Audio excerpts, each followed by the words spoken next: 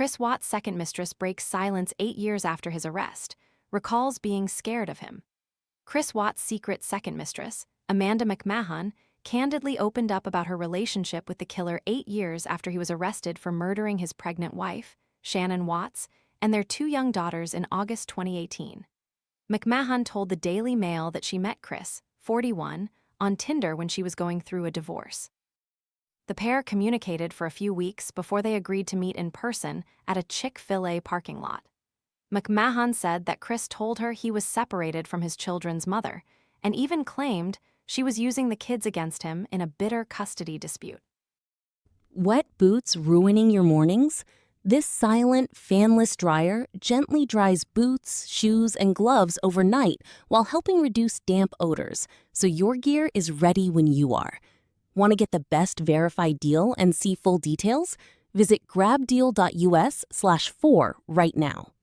They then drove to her home, and Chris grew aggressive as he pulled her hair and wrapped his hands around her neck while they had sex. While McMahon told police that she only had sex with Chris once, she admitted to the outlet that their time together lasted much longer than she originally let on.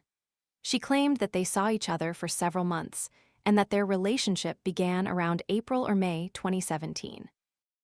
McMahon added that she lied to police about her timeline with Chris because she feared her ex would use it against her in her own custody fight at the time. "I was so fearful of having it blow up in my face, it had to do with substances. It had to do with reckless sex, reckless behavior," she said. Disclosing that entire web isn't something you want to put out in the public when your ex-husband will load it into a gun and use it as ammo. McMahon said that Chris, who insisted he and Shanann were separated when they began their affair, was very forward and confident. "Looking back on it, I could tell any kind of sweetness he had was very fake," McMahon said.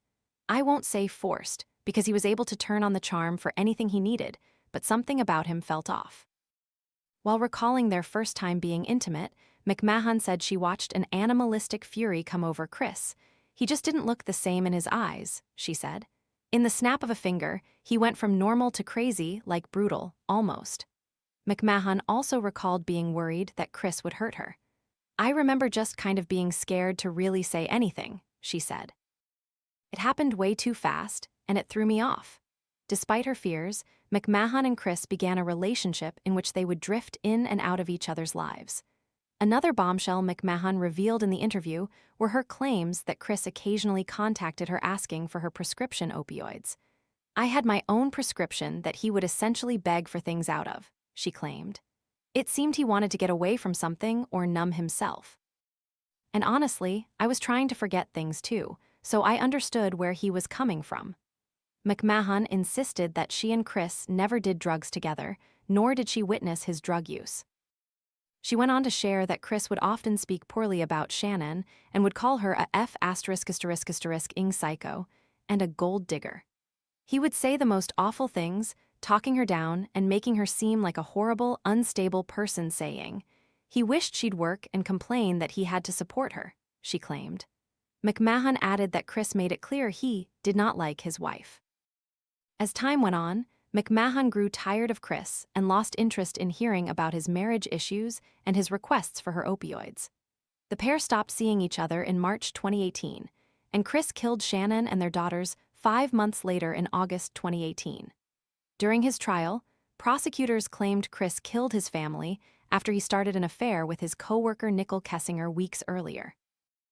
Looking back on what Chris did to his family, McMahon said it was pretty terrifying and hard to think about what he could have potentially done to her. "But I've had years to think about that, and obviously he wanted to have a new life, which is obviously more complex in that aspect," she said. "He's just sick." Following Chris' arrest, he pleaded guilty to the murders and received 5 life sentences without the possibility of parole in November 2018.